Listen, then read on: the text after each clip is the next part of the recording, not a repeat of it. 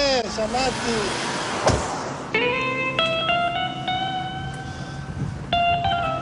שלום. הנה זה שם.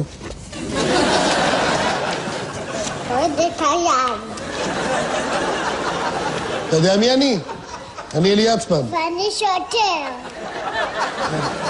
זה בטח טעות, אתה יודע, אתם ראיתם אותי, אני... רוצה תדבר. אני לא... מה? אז מה אליעזר יצפן על דיבורית שמענו? כן, יש לי דיבורית, אני ב... זה עיתורית. אמרתי לתופף? לא מתופף. סליחה, אני פשוט נורא ממהר. תן לי דוח ואני אמשיך, אוקיי? אז אתה אומר לי מה לעשות? חלאס עם הדאווין שלך ועם כל הפוזות האלה. תן לי דוח, אני רוצה לנסוע. זוז.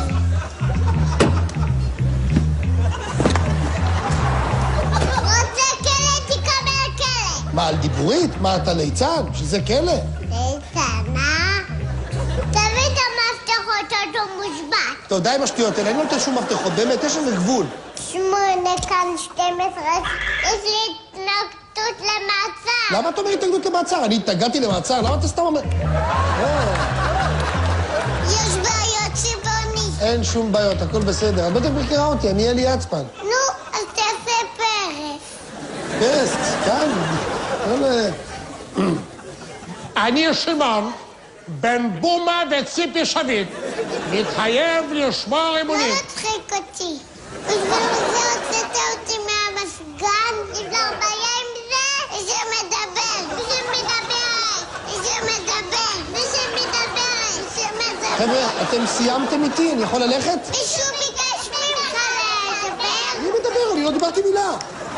לבנים, מה יש לנו כאן? החשוד להתנגד למעצר, ירק עליי וקרא לי נרדן. סליחה, זה לא נכון. אתה סתם פה מעליל עלילות. יש לך מסטיק? כן, יש לי מסטיק. ולסע לשכן שוטר בתפקיד. מה, זה מה שעושה לכם טוב בכם, להתעלל באנשים, לעשות להם את המוות. הכוח עלה לכם לראש. אתם אנשים כאלה קטנים. בלי המדים אף אחד לא שם עליכם. באזרחות הם כלום, כלום. יש לך חודש לשלם. את המפתחות שמעון פרס?